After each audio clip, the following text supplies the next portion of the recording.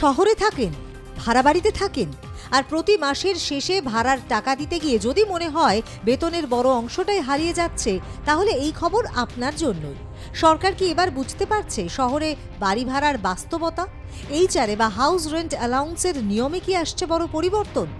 দীর্ঘদিন ধরে শুধুমাত্র 4টি মেট্রো শহরের জন্য থাকা 50% এইচআরএ ছাড় এবার কি বাড়তে চলেছে আরও কয়েকটি বড় শহরে?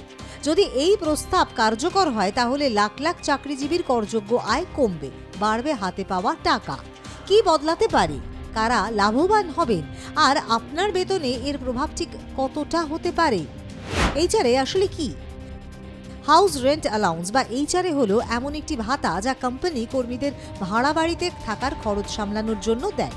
পুরনো কর ব্যবস্থায় বা ওল্ড ট্যাক্স রেজিমে এইচআরএ একটি গুরুত্বপূর্ণ ট্যাক্স ছাড়, অর্থাৎ আপনার বেতনের একটি অংশ করমুক্ত হতে পারে যদি আপনি ভাড়া বাড়িতে থাকেন। তবে এই ছাড় নির্ভর করে 3টি বিষয়ের ওপর: আপনার বেসিক স্যালারি, আপনি কত ভাড়া দিচ্ছেন এবং আপনি কোন শহরে থাকছেন। এখানেই রয়েছে সবচেয়ে বড় পার্থক্য। বর্তমান নিয়ম কি বলছে? এই মুহূর্তে দেশের 4টি শহর অর্থাৎ মুম্বাই, দিল্লি, কলকাতা এবং চেন্নাইতে মেট্রো সিটি হিসেবেই ধরা হয়। আর এই শহরগুলিতে বসবাসকারীর চাকরিজীবীরা বেসিক স্যালারির 50% পর্যন্ত এইচআরএ ছাড় পেতে পারেন। অন্য সব শহরের ক্ষেত্রে এই সীমা 40%, অর্থাৎ একই বেতন হলেও শহর ভেদে করের হিসেব বদলে যায়। প্রস্তাবিত পরিবর্তন কি? সরকার এখন এই নিয়মে পরিবর্তনের কথা ভাবছে। প্রস্তাব অনুযায়ী আরও 4টি বড় শহরকে মেট্রো শহরের সমান সুবিধে দেওয়া হতে পারে: বেঙ্গালুরু, হায়দ্রাবাদ, পুনে, আহমেদাবাদ।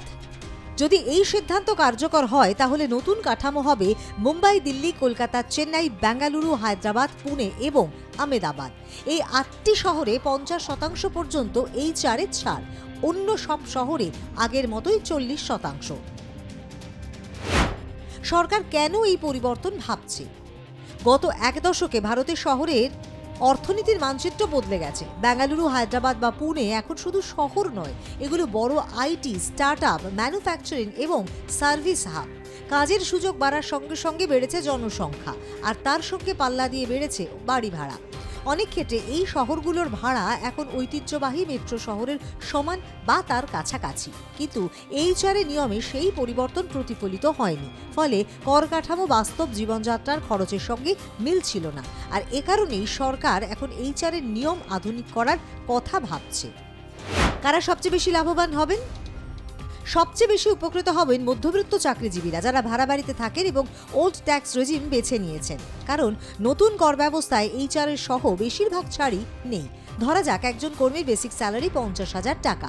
40%-এর বদলে 50% ছাড় পেলে তার করযোগ্য আয় কমে যাবে।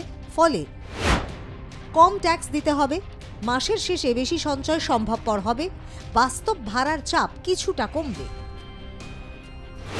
টেক হোম স্যালারি কি বাড়বে? এখানে একটা গুরুত্বপূর্ণ বিষয় বুঝতে হবে। এই পরিবর্তনের ফলে সরাসরি বেতন বাড়বে না, কিন্তু করযোগ্য আয় কমে যাওয়ায় হাতে পাওয়া টাকার পরিমাণ বাড়তে পারে। অর্থাৎ একই বেতন কিন্তু ট্যাক্স কম, ফলে কার্যত আপনার সেভিংস বাড়বে। কখন থেকে কার্যকর হতে পারে? এখনো পর্যন্ত এটি একটি প্রস্তাব পর্যায়ে রয়েছে। চূড়ান্ত সিদ্ধান্ত নেওয়া হলে আগামী অর্থবর্ষ বা পরবর্তী অ্যাসেসমেন্ট সাইকেল থেকে এটি কার্যকর হতে পারে। অর্থাৎ আগামী আয়কর রিটার্ন ফাইল করার সময় এর সুবিধে পাওয়া যেতে পারে। এই পরিবর্তন শুধুমাত্র ট্যাক্স রিলিফ নয়, এটি ভারতের শহরে বাস্তবতাকে নতুনভাবে স্বীকৃতি দেওয়ার ইঙ্গিত। আজকের ভারতের অর্থনীতি আর শুধু 4টি মেট্রো শহরের মধ্যে সীমাবদ্ধ নয়। নতুন কর্মসংস্থান, নতুন প্রযুক্তি এবং নতুন নগরায়নের ফলে একাধিক শহর এখন জাতীয় অর্থনীতির চালিকা শক্তি। এইচআরএ নিয়মে পরিবর্তন সেই পরিবর্তিত বাস্তবতার প্রতিফলন হতে পারে। সব মিলিয়ে যদি এই প্রস্তাব বাস্তবায়িত হয়, তাহলে শহরে ভাড়া বাড়িতে থাকা লাখ লাখ চাকরিজীবীর জন্য একটি বড় স্বস্তির খবর হতে পারে। তবে শেষ সিদ্ধান্তের জন্য অপেক্ষা করতেই হবে, কারণ ট্যাক্সের অঙ্কে ছোট পরিবর্তনও সাধারণ মানুষের মাসিক বাজেটে বড় প্রভাব ফেলতে পারে। প্রশ্নটা এখন একটাই: ভারতের নতুন শহরে অর্থনীতির সঙ্গে কি কর কাঠামো তাল মিলিয়ে বদলাবে? সময়ের সঙ্গে সঙ্গে তার উত্তরই নির্ধারণ করবে শহরে বসবাস করা মধ্যবিত্তের আর্থিক স্বস্তি কতটা বাড়বে। ব্যুরো রিপোর্ট, আর প্লাস নিউজ।